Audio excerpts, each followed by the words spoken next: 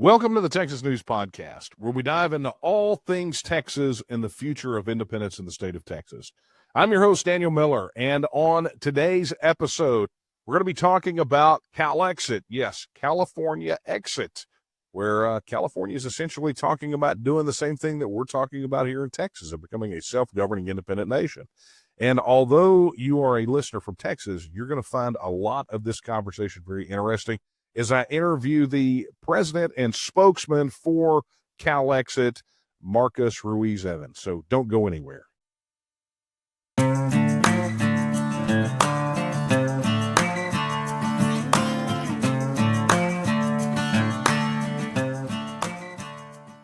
Well, thank you so much for joining me back on the Texas News Podcast. It is great to be back in the swing of things and getting these out on a regular basis. And today is going to be a fun one for me, right? I'm going to be interviewing Marcus Ruiz Evans. Some of you may already know who he is. Marcus is the president and the spokesman for CalExit, which is the movement for California to withdraw from the union. If you were a participant in the TEXIT conference back in late 2023, you saw Marcus there. His remarks were well received, and we're going to talk about that a little bit. But additionally, CalExit has been all over the news lately as they have recently launched a petition campaign to put a referendum on their ballot to get California to at least let Californians answer the question, should California become an independent nation? So, look, there's a lot of interesting information here with regard to what's happening with the CalExit movement, and a lot of it is relevant to what we're doing here in Texas. There are some very clear analogs to what's happening there and what's happening here. And at the end of the day, I think it's an important conversation for us to have, right? If here in Texas, and with all of the things that are going on politically, as we continue to have this conversation and support for Texas becoming an independent nation continues to grow, the discussion about self-determination in places that are not Texas, and especially other states in the union, is an important conversation to have.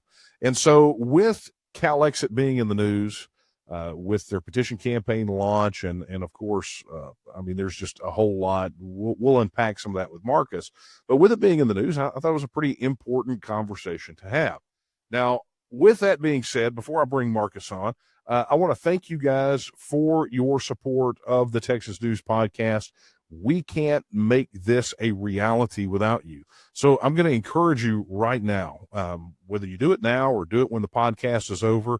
If you're not already a member of the Texas Nationalist movement, head over to tnm.me/join. That's tnm.me/join and become a member today. Help us continue to put forward these great conversations to advance the cause of Texas independence, to get this information out there. I guarantee that many of you will learn something brand new from this podcast today, and that's only made possible with memberships in the TNM. So be sure you head over there and get that done if you haven't done it already. So now, without further ado, let me go ahead, and I've already done a lot to introduce him, but I want to bring on Marcus Ruiz Evans. Marcus and I have known each other for a few years now. And of course, our paths crossed over this particular issue with Texas independence and California independence. And Marcus and I speak quite frequently. So what I'd like to do, before I spoil it anymore, without further ado, I want to bring Marcus on. Hey, Marcus, thank you so much for joining me, Marcus. It's not like this is the first time you and I have seen each other. No, not for years. That we crossed that bridge years ago. I think we first met 2 or 3 years ago. Yeah, it's been a while. It's been a hot minute, but it's been a while. We've known each other. A lot of people are surprised by that. I got to tell you, we're getting pretty big out here again. Second time we're running into a lot of people who are like, "Oh, there's a Texas independence movement, and they're doing this, and I wonder what they think." And I go, "You don't have to wonder. I actually know the president. I could get him on the phone with you right now." And they're like, "How? What? Why are you the California group? No Texas and." Aren't you? And I go, We already had conversation years ago. We said, look, we don't share each other's values. You agree, I agree, but we agree that we have the right to become independent, Mm. and that's in line with democracy. And It it'd be floors better for you to people. do your thing. Well, it to me, and and this is gonna. I don't want to jump ahead here, but it really gets to a lot of the just kind of the crazy misunderstanding that people have about self-determination, like every aspect of it. It's like, I asked people, do you have friends that live in a different country, that don't live in your state or any state of the United States, that maybe live in Canada or Mexico or in Europe somewhere? Do you have any friends like that? Have you ever met anyone? It's like, well, did you agree on 100% of things? Well, probably not. Well, but you were still friends, right? You know, because they're not coming over here telling you how to run your house, and you're not going over there telling them how to run their house. And it's just, having a break. It's weird, Marcus, and we can talk about tactics at some point, but it's really weird how when you analogize everything to a house, everything about nation states, you analogize it to a house, how people suddenly, these difficult concepts just suddenly click for people. It's weird, but we can get into that later. Look, guys, you heard me intro Marcus, and for many of the listeners, any of you who participated in TEXIT back in 2023, wow, Yeah. yeah, it just seems hard to believe. But if you were at the TEXIT conference in 2023, you got an opportunity to see Marcus speak, get to hang out with him, got to meet him, super personal. And I got to tell you, Marcus, I mean, I've told you this before, but so many people there were really floored by, they see this representative from CalExit who comes in and gives a phenomenal remarks. I think you spoke more than once, if I remember. I think you were on a panel, and I think you spoke 3 times. Yeah, solo. you guys really gave me a lot of opportunities. Yeah, and but I think a lot of people came out of that experience floored that there was so much of what you were saying that is exactly the same things that we're saying, that are very similar to what we're hearing out of New Hampshire, out of these other states, what we heard out of Scotland and Catalonia and all these, and now in Nuevo Leon in Mexico. So, what was that experience like for you? First, I found everybody there very welcoming. I was told many times by Californians, "Are you sure you're not going to get shot? Those are Texans." And I said, "Well, I know these Texans, so I'm not going to try to defeat any rumor mills here in California." But I went there. You guys were awesome. You're incredibly courteous, and you let me speak. The audience was also very polite and listen. There was a few pushback questions, but they were all respectful. I got multiple attention venue points. So you were very respectful, very open venue, very cool. A lot of people find it weird that some Californians and some Texans can get along and agree on a few points at all. What I found was exactly what you were talking about, that when I was giving the standard speech for why we want a CalExit that we've given for years, about every other minute, people started going,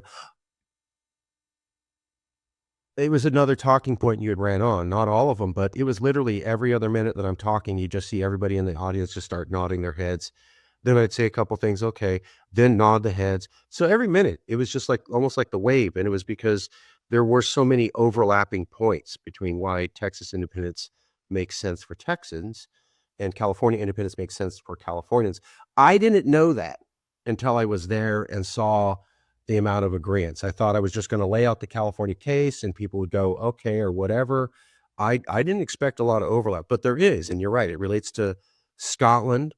It relates to many other places that we've talked to. We have an international summit coming up and we've heard this story over again. I want to take your money. I don't want to give you a fair amount of it back. And then I want to tell you what to do while I secretly discriminate against you and hold back the things you want to do. And then I want to tell you that you could never, ever leave me because I'm everything to you, even though you actually support me. You go back to the housing model. So you're with a spouse and you completely financially support them, but they decide when you can leave the house, when you can come, what sort of guests you can come and have over, what sort of friends you can invite, when you can have parties, how late they can go, what kind of parties you can have. But you actually make their money and fund the household, but you're treated like a child.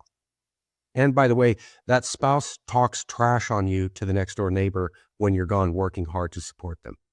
When we put it that way, people seem to get it. One of the things we had was, imagine you gave your poor cousin $100 because he said, I can't do very well. Then he shows up at your house in a new Ferrari and says, thanks for that 100. Would you feel like you were used? We say Well, that. I mean, Like, yeah. look, it would be a weird situation for me because they would be in a big truck and not a Ferrari. Sure, but it's the same idea. Brand new Ford 350, all the accoutrement, brand new Raptor, whatever, lifted, all the accoutrement. But they begged you for $100 just 5 minutes before, and then they show up at your country adobe house in Texas in a brand new truck, and you're going, why are you begging me for money when you're already doing better than me? And why are you begging me for money, taking my money, and then trash talking me to everyone in town? I'm giving you extra cash nobody else is, and you're doing better than me. And the best you have is to insult me as an idiot because you managed to get over on me for that? How is that a good relationship to be part of? You literally just described the entire operating manual for the federal government. I mean, that's literally Is that good? I mean, is anybody winning on that? I understand some small states are, but is that good for other people? There's Vermont, New Hampshire, Florida, Louisiana, Texas, Alaska, Hawaii, California. We were just talking to people out of New England with Massachusetts. The interest for independence is very large. You can look at the Lakota out of the Midwest. There's about a fifth of America, if not more, that are actively looking into this. And they're not dummies. They're smart people. They're middle-class people. They understand government. They understand politics. They understand federal state transfers, etc. But the message is why we do these interviews. We're also supposed to be nutbag insane, not showing any sort of understanding of federal law, state law, federal transfers, etc., money, etc. And whenever we do interviews and we show that we are rational and there's rational claims, it begins to defeat the main weapon the system has against us, which is stereotyping and nothing but. They really don't have an argument against preventing secession other than stereotypes. That's why we fought so hard to get certain facts out here in the media, and why we find that certain facts won't be mentioned by the media. No matter if we talk to 12 reporters or 35 reporters or 60 different reporters, every single one of them will, for whatever reason, I'm not going to go down conspiracy avenue, not mention certain facts that still allow the public to allow them to think ignorance about your group. Well, I can't join your group because you kick dogs and you allow cats and dogs to marry. We have said day one, we don't kick dogs, we're against it, and cats and dogs can't marry. I've never heard that. I've told 65 reporters. I don't know why you haven't heard it. That's the game we'll play out here. It's the game everywhere. I go back and look at, and look, I'll tell you, I go back to, we did a podcast episode of something that happened in the last election cycle, not this previous one, but the one before, where a reporter from the Dallas Morning News found that we had, what we call our Texas First Pledge. And, it was screeching in right at the primaries, right after. And they, he posted this op-ed. Now, just so you know, it's Dave Lieber. He goes by the name The Watchdog, right? So he's supposed to be this kind of bulldog journalist. And so he releases this column, and of course they jam it behind a paywall that nobody's going to pay for to get access to it. But it's this alarmist thing. Oh my God, look at all these people who signed the Texas First Pledge. They're connected with these wacko secessionists. He has the freak out. And so he had called me ahead of the story, and he's like, how come I've never heard about this? I said, don't ask me, ask your colleagues. I mean, it's not like we've been doing this in secret. Thank you. It's not. Well, look, let's, we can have a whole other podcast. And by the way, just so you know, and I'll tell the listeners as well, you don't want to stir up conspiracy theories, but there's an upcoming episode of this podcast where I talk about some of the things that the TNM has had to deal with mainstream media and social media, and they're some of the same things that you have to deal with, and I'm bringing receipts. So as to what the source of that is. But that being said, let's talk about CalExit, right? So why don't you kind of tell everyone, how did you get involved in the movement to make California a self-governing independent nation?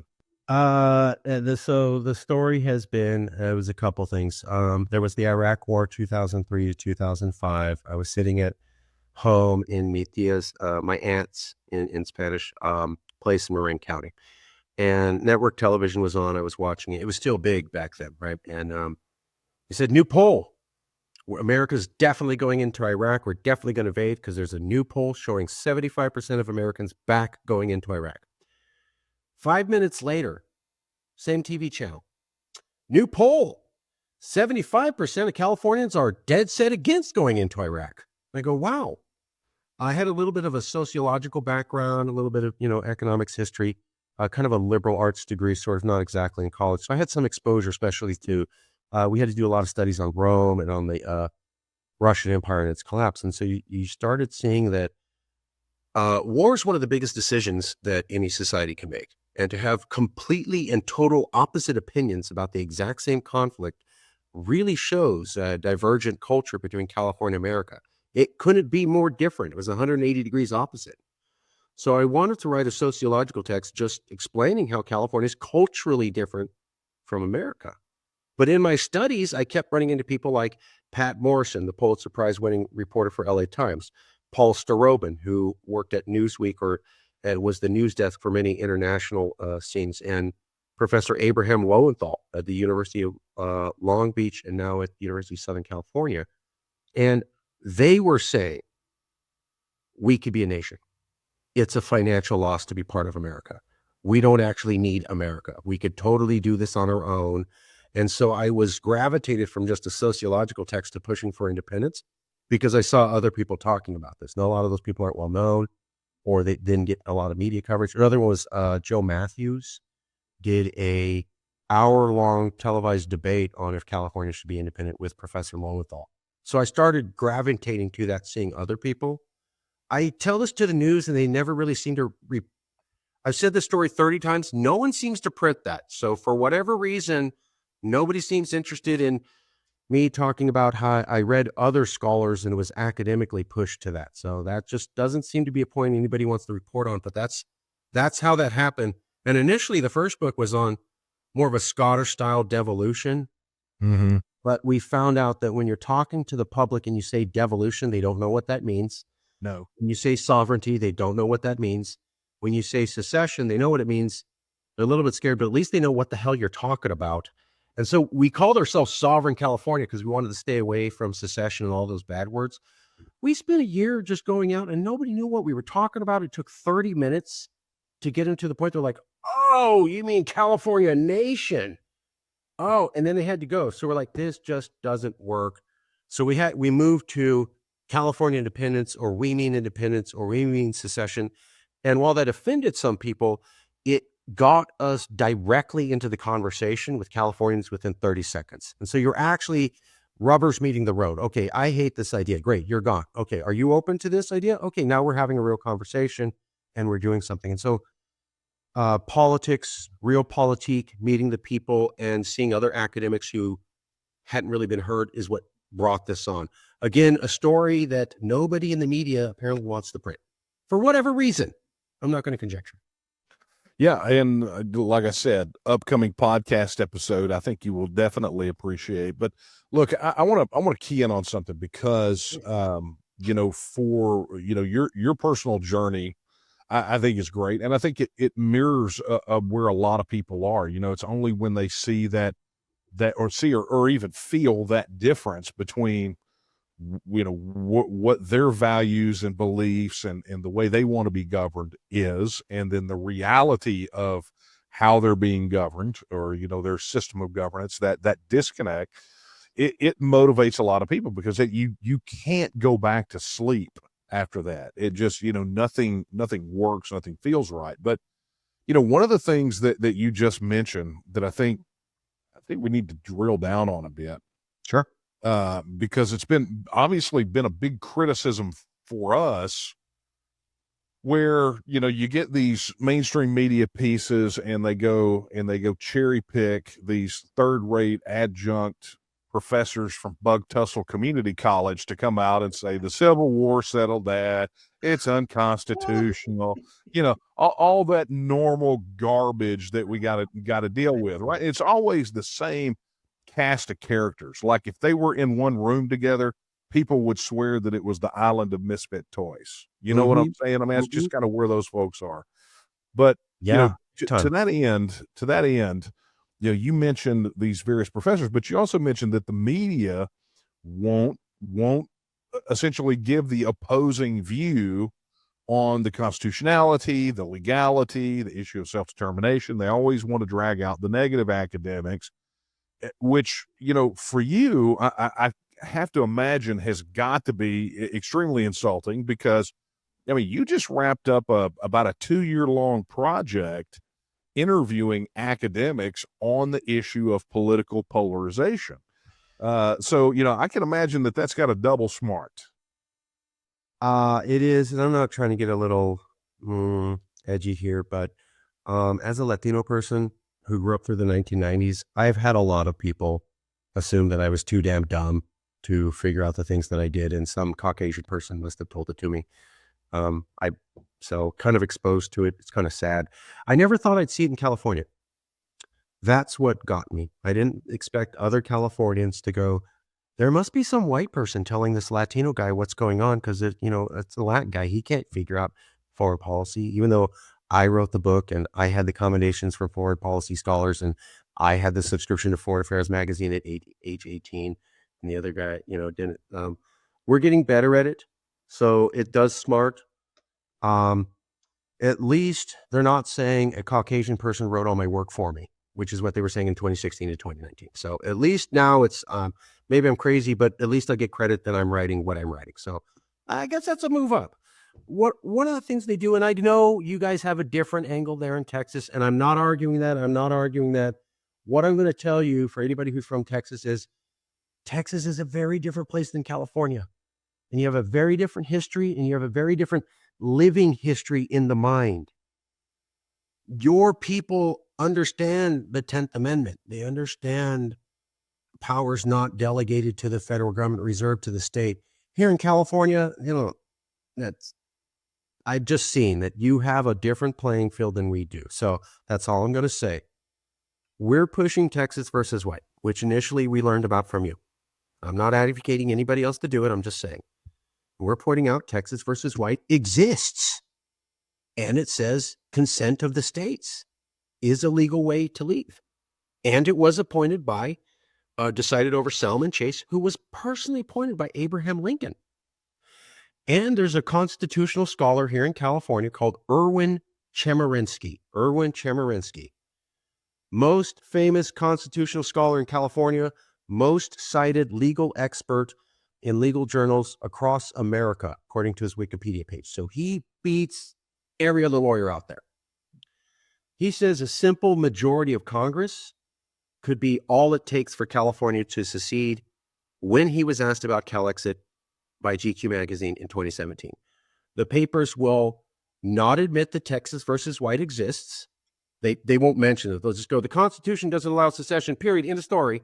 So they won't even act like it exists. If they do say it exists, they're going to lie and say Texas versus white says you can't secede, period, end of story, nothing else to see. That's misleading. That doesn't represent the consent phrases there, so they will completely omit that.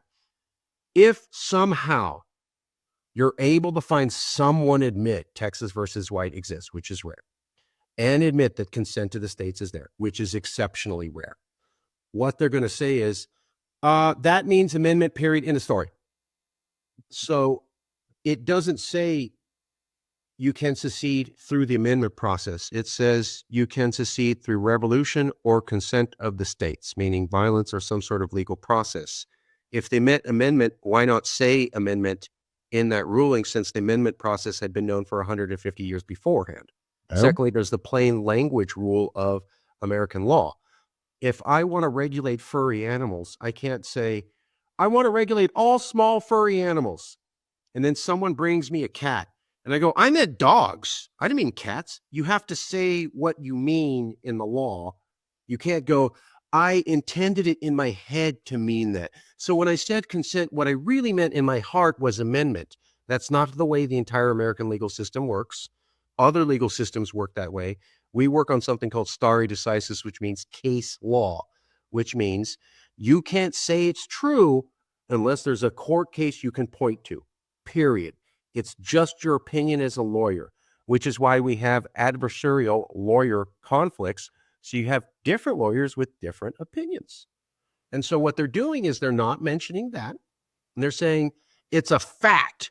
It means amendment is the only way, period. That's not based on anything in law. There's only one group who can say what consent means. They're called the Supreme Court of America, and that's built into the Constitution, and it's been that way for over 200 years. Somehow, the media can't find a court case that's over 100 years old, can't mention that consent is there when we've had 4 California attorney generals publicly admit Texas versus White exists, consent to the states is there. Somehow the media won't mention that, even though 4 of the top legal officers in all of California said this is true. On public record, they won't mention consent. And then if they do, they'll never mention Erwin Chemerinsky. They'll never mention that consent was undefined. And they'll just go, it's either illegal, impossible, there's nothing to it, or Texas versus White says secession can't ever happen, period, end of story, nothing more here, or it means automatic amendment and there's no room for debate at all. So why can't you mention Chemerinsky? Why can't you mention consent? And why can't you mention Texas versus White? And why, after I gave 20 different interviews where I made sure to explain this in 20 minutes in depth for each one, nobody can print this, and now articles are coming out in the California news from professors saying the total opposite, that omit the 3 key facts that I mentioned you. I'm not going to go down conspiracy avenue, but it's almost like someone doesn't want the facts out there and is going to make sure that they don't get acknowledged by the public.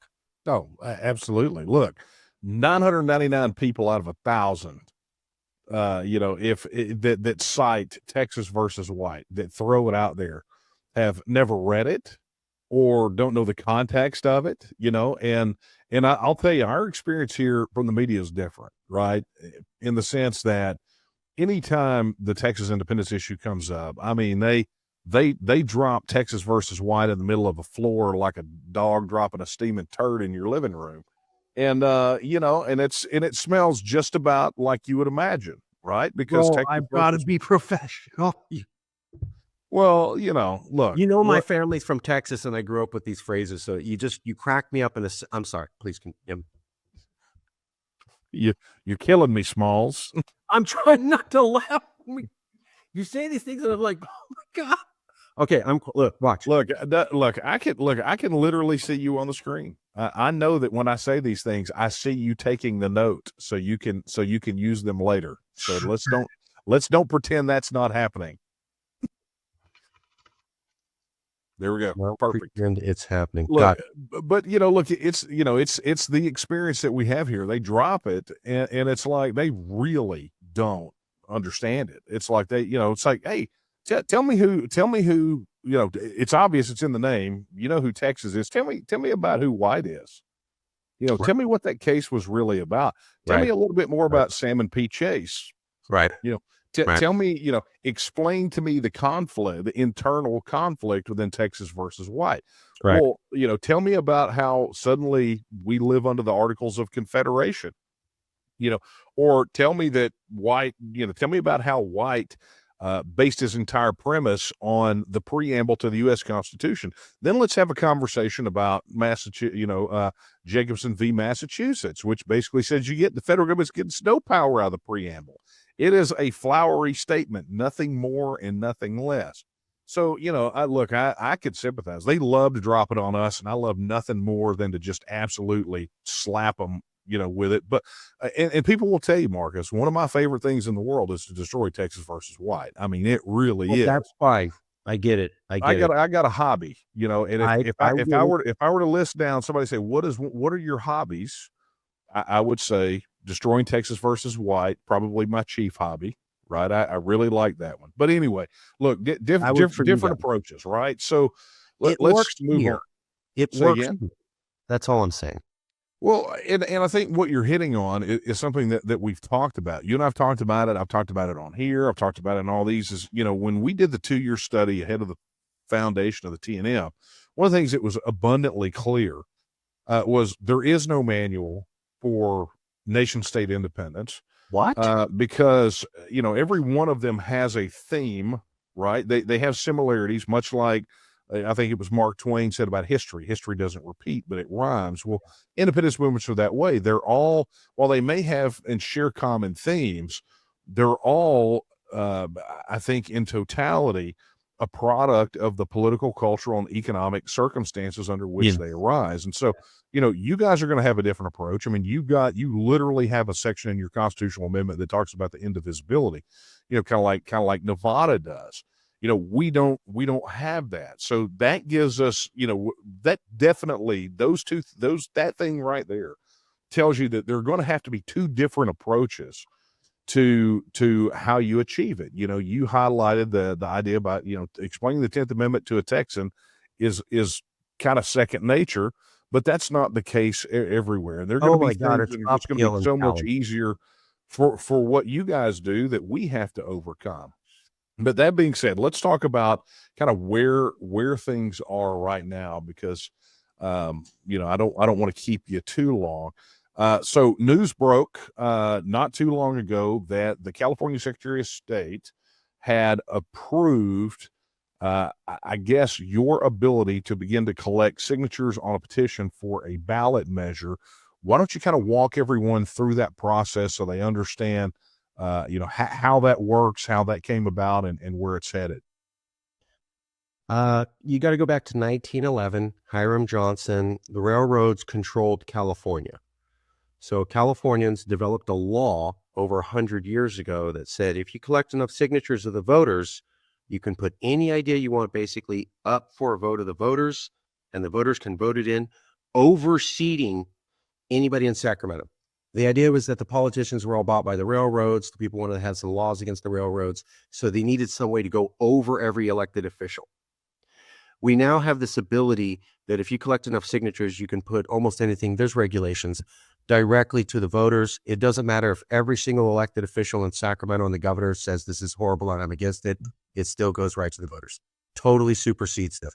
This process is only found in, I think, about 3 states out of 50. So it was kind of luck that we found it. We have filed about 10 initiatives over the last 10 years and eventually got better at doing it and figuring it out. Over the last 5 years, we figured out to file an initiative that does 2 things. It compels the California government to do what's called a blue ribbon panel investigation. All that means is official government investigation. That's all it means. We call it blue ribbon panel. It also asks them to put a non-legally binding question vote up at the next election saying, do you want to leave America? That's how we got it in, is that we compelled the California government to do something they do every year. They do an investigation on things. We're just saying investigate this. And then we're also saying, put this question up on a future ballot. It's not legally binding. It doesn't mean you secede. We just want to see what the results are.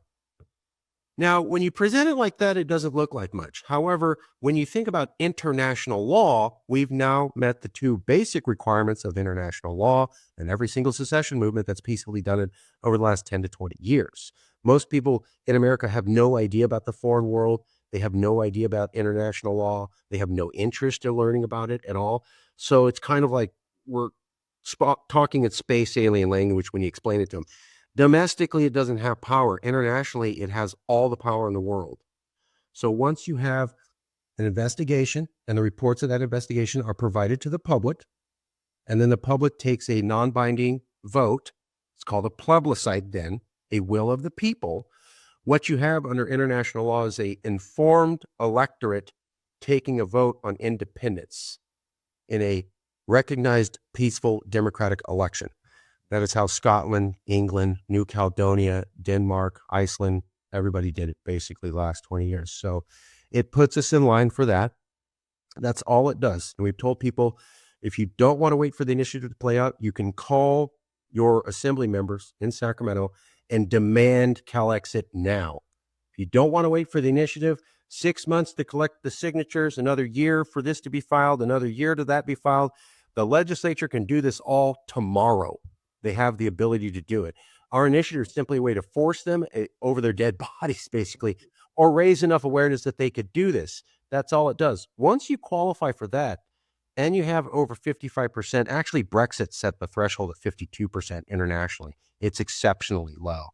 You send a representative to the federal government to ask or for consent to leave.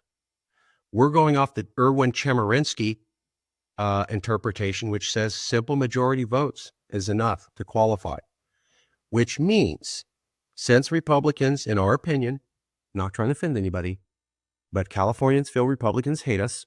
We also feel the Republican Party is the most powerful they've been in a century. Trifecta governments come and go, but you have to go back 100 years to find where one party had the House, Senate, presidency, and Supreme Court, that fourth column.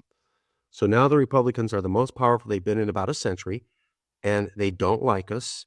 Over here, we exploded when Donald Trump came over here and thought it was a good idea. And I don't want to get into that. I'm just trying to explain it.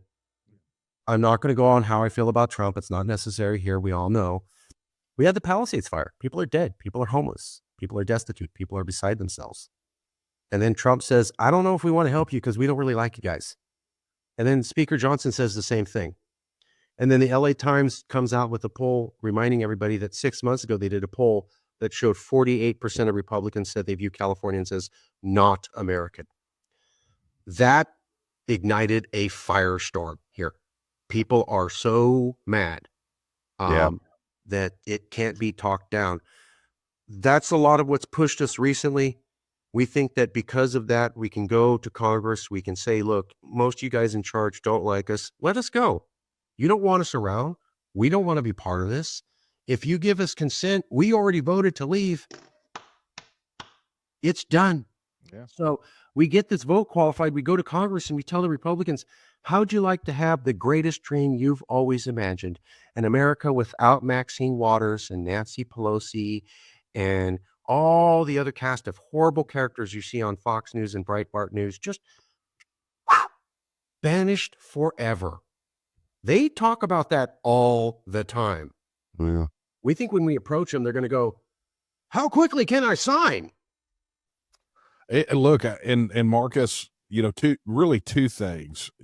First off, although the referendum is not quote unquote legally binding, I've actually had some conversations on this podcast about it, and I think it was maybe at TEXIT or an interview subsequent to that.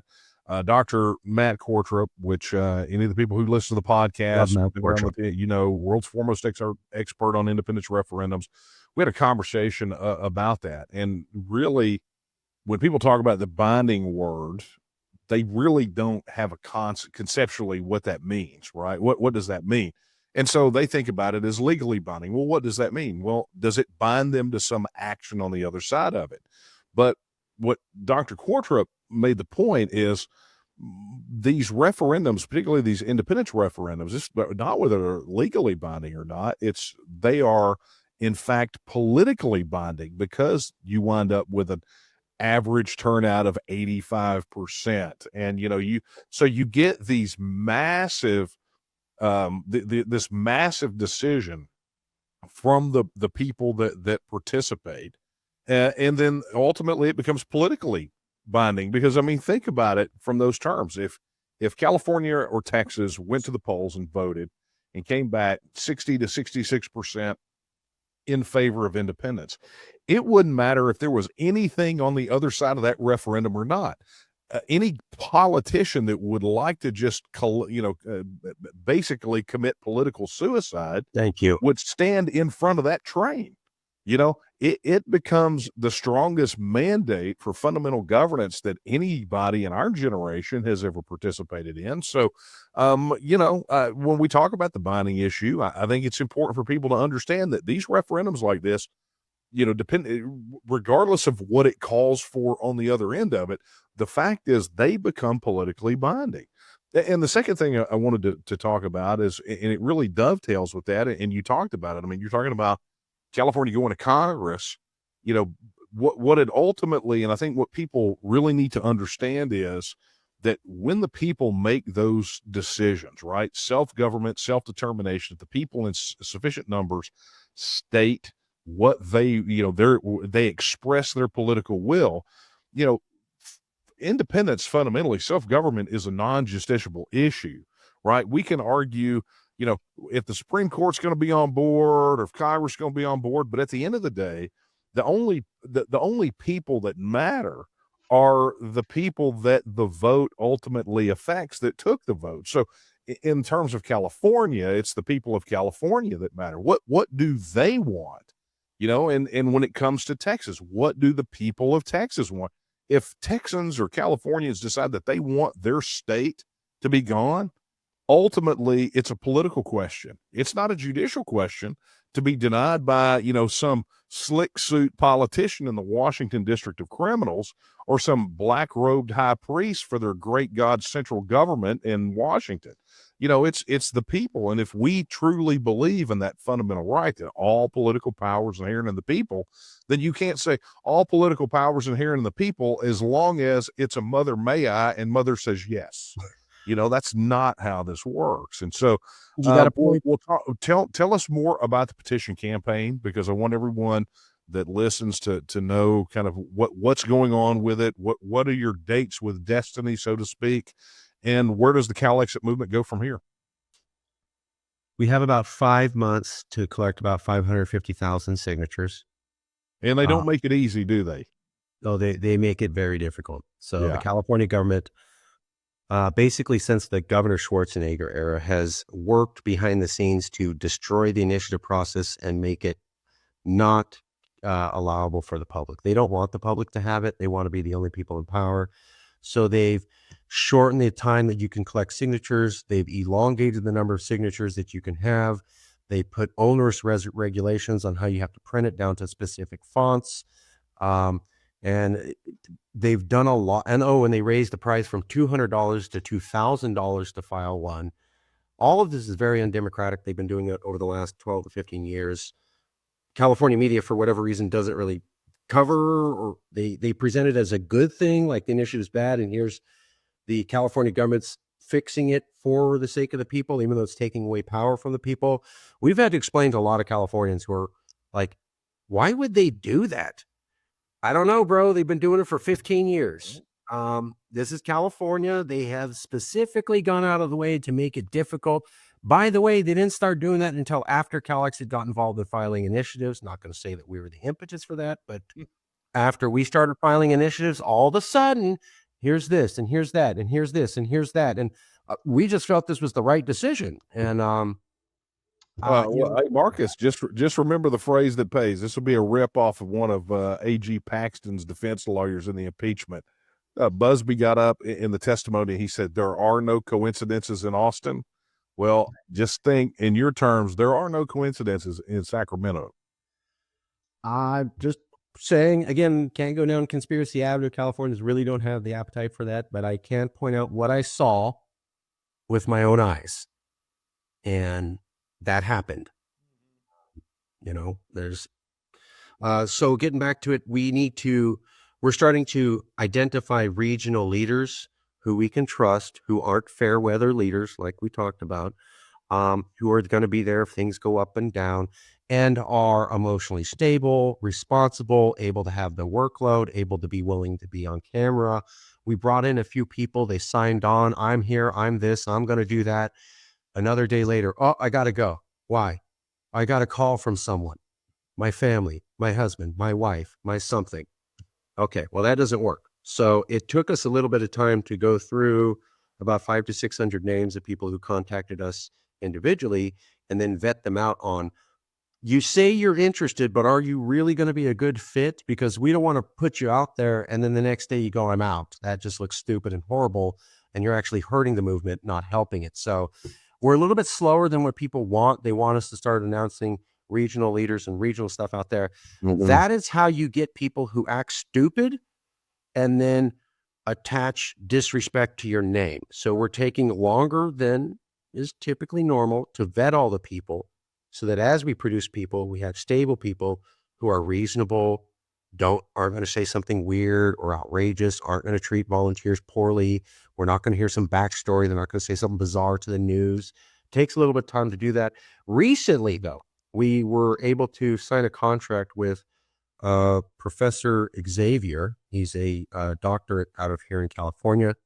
He's a multimillionaire with 6 corporations and contacts to, I think, the 3rd most powerful person in the California government.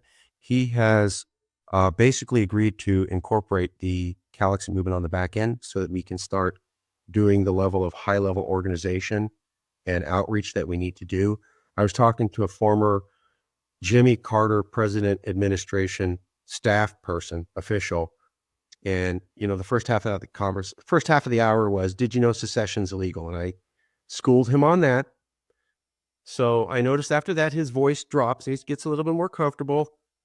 Right before he goes, the last question after I explain we're not crazy and there's actually something to this is, "Tell me about your organization." And I was like, "We're trying to do this, we're trying to do that." And he's like, And we brought on a multimillionaire who owns 6 corporations to help us become incorporated. He's going to take us to the next level. Oh, okay. Okay. That's the answer they were looking for. There's 2 big things holding us back. We're all nutbags who don't know this is crazy. I'm able to defeat that every time we do an interview. And do you guys actually know how to run something with 45,000 to potentially 400,000 people like you? You have that back end. You have the staff. You have the credibility. We're in the position where we're doing that now, and we think the acquisition of Dr. X as the CEO, given his background in corporate America, will be what takes us to the next level. And we expect some gigantic announcements and an even additional round of media once that's announced. Our initial round of media was, we filed the initiative. Isn't this interesting? When we're actually going to say we're screwing around with billionaires who can get on the phone with people who are in the top 4 levels of power in California government, we expect shockwaves to be sent out. Like, you and I are supposed to both be crazy, right? We're not supposed to have a calm, rational conversation. You're not supposed to know the law. You're not supposed to be able to argue Supreme Court cases. Whenever we talk, we defy these stereotypes. When we defy these stereotypes, everybody wins. All boats rise, the common tide. I've told you a million times, when you were on Dr. Phil, we had people call and email and say, "I want to join CalExit," because they saw Texas independence on Dr. Phil. You weren't talking about CalExit. What they saw was, you're rational. You know the law. You understand federal government. You understand money transfers. You understand history. You're not making this up. What you're saying is based upon an actual understanding of real facts in the government and the way democracy works. That explodes brains. Well, that's not supposed to happen. So we have people who are naysayers going, maybe the CalExit people aren't crazy. I thought they were crazy, but this guy seems very rational. It's a boom for all of us when we have rational people come on and explain this rationally. It defies the stereotype. The stereotype is the number one weapon they have against us, but us defying the stereotype is a double-edged sword. The media pays just as much attention to that, and that helps us. Well, Marcus, for us, and you and I have talked about this. I mean, guys, if you haven't figured it out yet, Marcus and I talk not on a podcast. Okay, so this is not an unusual thing, but you and I have talked about this, and look, it's a great responsibility on our part, because a rising tide does raise all ships, particularly in the ocean of self-determination. But, Marcus, people like you and I, and, folks that are advocating in your organization, folks that are advocating in the TNM, going out there and being public and advancing the mission, we're speaking for the people that have not found their voice yet. We're out there because, look, independence is going to benefit everyone, whether they ever know us or not. But it is a tremendous responsibility that we're able to go out there and give a voice to the voiceless and a choice to the choiceless. So many people feel like we do. They may not know all the facts, but they feel like we do. And they don't know that other people feel like them. And so they feel isolated and alone. Back to Gene Sharp's concept of I was atomization. The just thinking, regime yeah. has done its work, right? But then, so many people out there feel disenfranchised because they go and they realize that the elections are just another opportunity for them to choose castration by rusty scissors or rusty steak knife, you know, and as opposed to actually having some hope about being able to build a future and have a say in how they're governed. I mean, think about that, Mark. Think about how many people you've run into that just have thrown in the towel because they don't feel like they've got any. I mean, all their hope is evaporated because that's what this system does. The federal system sucks the life and the hope out of our people. And, for us to be able to go out there and do these things, look, look, I know I can commiserate with you. What you're doing is not easy, right? But it is one of, if not the most consequential political and social action that will be taken in our generation, period. I mean, Period. Yeah, we're we're in history. changing the world. Okay. So, We're in and that history. goes not just for me and Marcus, that's for any of you people out there that are listening to this, that have gotten engaged in this, for the people that are surrounding Marcus and Jason and those guys right now and saying, look, I will help you shoulder some of that burden. Let us help. Any of you that are helping, you are changing the world. You are writing things that are going to be in the history books in the future. And so, Marcus, kudos to you. Kudos to your team over there. And let this be a challenge to anyone out there that feels like we do, that we are not being represented. We are not being governed in the way that we want to be governed. And if you had any doubts about whether or not you need to get in the game, let today be your day.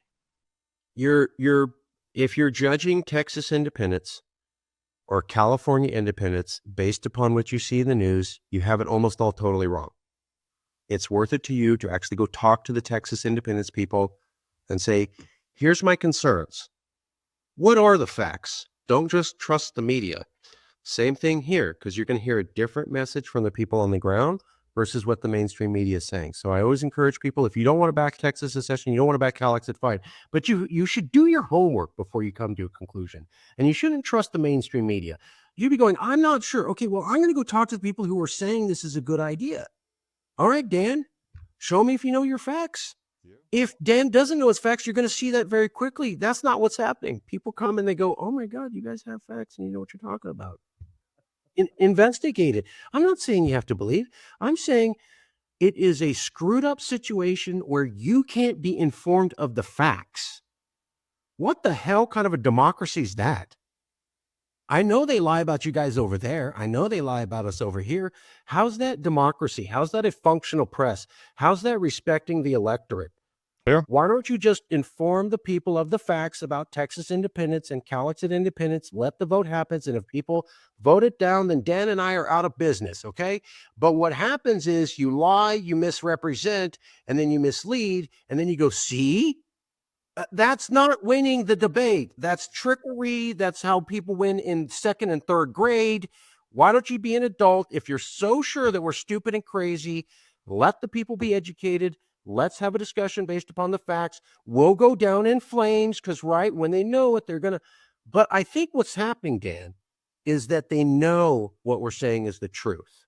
And they know when the public is educated, they're going to go for us. And so the only thing they have, don't let them know that behind the curtain is just an old, broken old man. Whatever you do, don't look behind that curtain. It's the mighty Wizard of Oz. It's do not look and find out it's just a naked old scared man. Whatever we have to do to lie, steal, cajole, mislead, scare, terrorize, that's what we're going to do, because the moment they know the facts, it's over. That's what I sense with your movement and with ours. They're spending a lot of time trying to miseducate the public rather than just letting them have a vote and be done with it.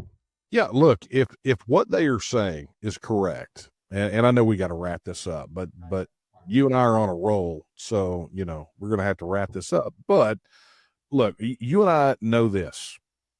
if what they say is true, if what the opposition, the controlled media and the opposition and all these people that are pumping out this crap, if what they say is true, which is it's unconstitutional, right?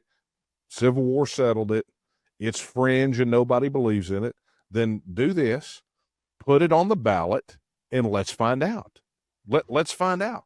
I mean, because look, you can sit there and speculate all day long. The controlled media, the political establishment, they can say that stuff all day long. But let's just put it to the test. Put the question on a ballot.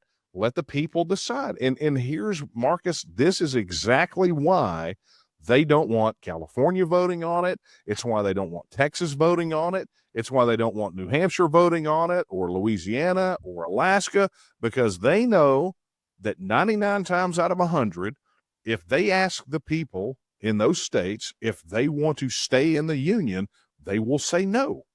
They will, because I mean, think about it. At the end of the day, I mean, you put it quite right. I'm going to translate it into Texan for everyone that's listening. I mean, we can go make our case, right? It's easy for us to make our case, right? Because the case is made every time somebody goes to the gas station or the grocery store, right? Mm-hmm. We can make our case. Can you imagine having to be those guys?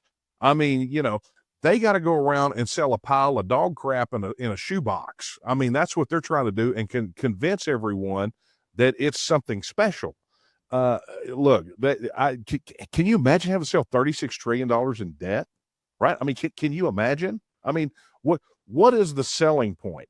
So the beautiful part is, for us, our job is easy, right? When we get to that point. The problem in not the problem, but the challenge that we have, and why you have to work so hard in California, we have to work so hard in Texas, is we just have to get to the point to give the people a choice, so they can go into a ballot, into a voting booth, and look down at a ballot and answer one simple question. And I just put the challenge, to the politicians and the establishment in your state, like I put it to the ones here in Texas, which is, if everything you say is true, let's put it on a ballot and find out. Look, I'm your huckleberry. Right. I'm down. Let's end all doubt about this issue. Right. If we're lying, show me. Let's go on TV and let you go, oh, Dan, Mark, you got it wrong, and we're going to explain this. But I get to explain my facts too, and you have to sit and listen to mine, and they also get televised. And then we're going to find out what the public says, who's speaking the truth. And they don't want that. That's why that's why we publicly goad the media, like, oh, you want us to quit? Fine. Mention the facts. Stop ignoring Texas versus White. Stop acting like consent isn't there. Stop acting like Erwin Chemerinsky doesn't exist and didn't say simple 51% majority. Stop having professors come on and say, it's an amendment, period, no debate. That's misleading. Stop all that. Mention the facts. Also, I mean, the other thing is, they got this guy, his name is David A. Carrillo. He's the guy they're interviewing that says it's an amendment, and it has to be. Here's the interesting thing. 2017, he was like, CalExit can't happen, secession's illegal. We asked reporter Jeff Horseman, who worked for the Press Enterprise, who was doing an article on returning federal land to the indigenous, which was our idea, to specifically ask David A. Carrillo, who works at the UC Berkeley Constitution Center, does Texas versus White exist? And is the phrase consent to the states in there or not? Just straight up yes or no. Am I lying? David A. Carrillo had to admit a year after saying there's no path that, okay, Texas versus White does exist. And he goes, that throwaway phrase on consent probably means amendment. So my question for David A. Carrillo and the media is, how come you can't admit that he had to admit that it's a probable, not a definitive definition? And he had to admit that 4 years ago in the media, and that's publicly available, but somehow you can't print that today, and he's accidentally somehow forgot that he admitted this 4 years ago? Again, it almost looks like you're trying to mislead people. No, I can't say that, but my question is, why does a lawyer not admit that he already admitted something beforehand? How does that happen, especially when it's public record? Isn't that strange and bizarre? Well, look, if he's going to call that a throwaway line, I would suggest he just throw the whole thing away. I would suggest you seem stupid saying that because the entire American system is based upon case law. Yeah. And lawyers didn't get to say, I don't like this case, so I'm just going to ignore that. No lawyer gets to say that. It's a relevant case, but I don't really like it, so I'm just going to ignore it. That's not how the entire American legal system works. Why are you a constitutional scholar and you're influencing people with the idea that you can just ignore certain cases when the entire system is based upon stare decisis or case law? You literally suggested you could do something that you can't. How does that make you an expert? Look, I mean, one thing is true about our opposition, which sort of occupy your opposition, our opposition, occupy some of the same space, and they are quite consistent in being inconsistent. These guys, I don't know how they actually get anything done, because it's not a matter of evolving views. It's just whoever they can please at a certain time. But Marcus, look, we're gonna have to leave it there because we're out of time. But here's what I'd like to do. Why don't you tell everyone where they can find out more about you guys, stay up with what you're doing? CalExitNow.org, CalExitNow.org. You can also go to CalExit LLC on Facebook, where you can talk to CEO Jason Wright, who will be promoted to chairman of the board. You can also find contacts to Professor X, who's going to be the new CEO, and I'll stay on as president spokesperson. CalExitNow.org, CalExitNow.org.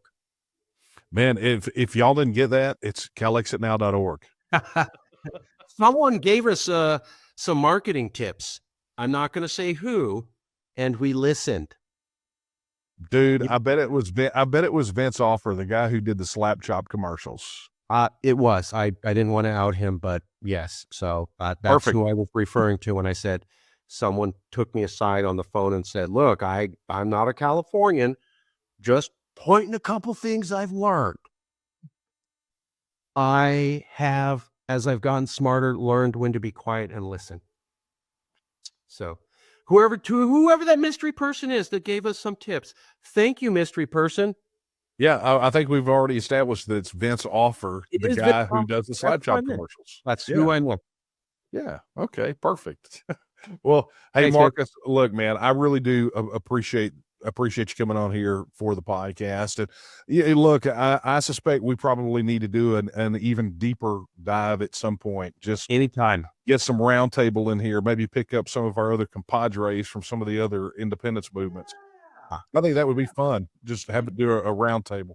But anyway, hey, thank you so much, and best of luck to you guys. I know you've got the spirit for it, and I'm looking forward to seeing your success. Same here. We wish you the best of luck in Texas, and we understand you have just as much right to pursue independence as we do here. All right. Thanks, Marcus. All right, folks, another big thank you to Marcus Ruiz Evans. Marcus, thank you so much once again for coming on here onto the Texas News Podcast. Look, I told you guys this was going to be an interesting conversation, and this will end up probably being one of the lengthier episodes of the Texas News Podcast. If you'd like for me to have Marcus on again, possibly do the roundtable that we talked about, drop it in the comments or drop us an email. We'd love to hear your feedback. It's there's a lot of insights that we can get. I will tell you that for me, having these conversations with leaders of these other independence movements, or at least major figures within those movements, is really encouraging for me, right, on a personal level. It is encouraging, but more than that, I think what it is, it's validating to a certain extent, in the sense that when we're having certain issues or challenges that we have to deal with, when we see other movements dealing with those challenges, we know that it's just not something unique to us. When we see strategies and tactics that work in these other independence movements, they become things that we can do, or maybe they mirror things that we're doing. So maybe some of them are ahead of the curve on some of these things. And it gives us validation in a lot of ways that we're on the right path. But at the end of the day, even though there are maybe 90% of things that we don't agree on, from a policy perspective, whatever it is. And I use the Scottish National Party as a great example of this often. From a policy perspective, we could not vary probably any more from what is in the Scottish National Party's manifesto, their political manifesto. But the one thing that we can agree on is the Scots should be allowed to have their voice and have their opinion and be independent if that's what they choose. It's the same thing we said about Alberta and Quebec and California and New Hampshire and Louisiana now and Alaska and all these other folks, all these other states, these nascent independent nation states. It's the thing that we've always said. It's like, look, we're not here to argue your case for independence, right? Ultimately, that's not our choice to make. But what we can do is get out here and advocate for their right of self-determination, much like we advocate for our right of self-determination. I mentioned a little snippet of Article 1, Section 2 of the Texas Constitution to Marcus when I was talking about that the issue of independence is non-justiciable, right? It's not a judicial question. It's a political question. But when you think about it, right, that's in our Texas Bill of Rights, Article 1, Section 2, all political powers inherent in the people, and they have at all times the inalienable right to alter, reform, or abolish their government in such manner as they may think expedient. You see, Texans are different. We view that as an inalienable right, which also means that it's a universal right, right? That is something that I think gets missed by a lot of people, is that right of self-government as an inalienable right is ultimately a universal right, which means that it's not just a right reserved for Texans as an inalienable right. It is a right for people in California or Louisiana or New Hampshire or Scotland or Catalonia or on and on and on. It is a universal right, this right of self-government, this right of self-determination. So I think it's really important conversation to have. And hopefully today you got some insight into how that plays out, particularly in California. I mean, this is a big deal, right? California heading for the exit. We talk all the time about how Texas is the 8th largest economy in the world. Well, California, no matter what you think about them, they're the 5th largest economy in the world. When the headlines broke recently that, as a joke over the Greenland thing, Denmark said they were going to offer to buy California, I'm kind of looking at going, I think that could be the other way around, Denmark. You must not understand the size of the economies, the difference between the two. So interesting conversation, interesting times we live in, and I want to thank you guys so much for tuning in to this. Look, wherever you're, whether you're listening to this here or watching it, be sure to like and subscribe.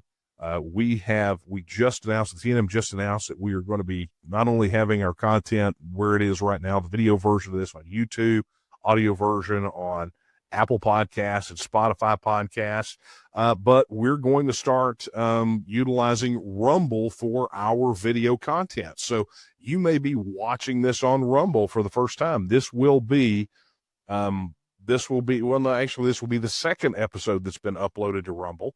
And we're going to be adding, I think, a lot of the back catalog of our videos on Rumble as well. So be sure to head over to our Rumble channel. Just search for Texas Nationalist Movement. You will find us there. Wherever you're plugging into this, be sure to like, subscribe, hit notification bells, share, because this is how we spread the word. You heard from Marcus the challenges that they have just getting the facts out about it. Well, he's preaching to the choir here because it's something that we deal with all the time, getting the facts out. And so sharing the content that we provide is one way that you can help get our side of the story out. Because if we leave it up to the mainstream media, it will never happen. And I was serious about that upcoming podcast episode. You guys are going to be blown away when it gets done. That being said, a reminder, what I talked about at the very beginning, if you were not a member of the Texas Nationalist Movement, we would love to have you here. You can help get this content out there, help us continue to produce quality content, quality educational material, advance the cause of Texas independence. Don't know if you've been over to news.tnm.me lately, but you ought to go check it out. We're doing everything we can, and we're trying to keep you in the loop on all of the progress that we're making toward Texas becoming a self-governing independent nation. So head over to tnm.me/join and become a member today. And with that, I will leave you with the words that I leave you with every time we're together. They're not my words. They're the words of Sam Houston when he said that Texas will again lift its head and stand among the nations. I believe that time is now, and the question is, will you stand with her?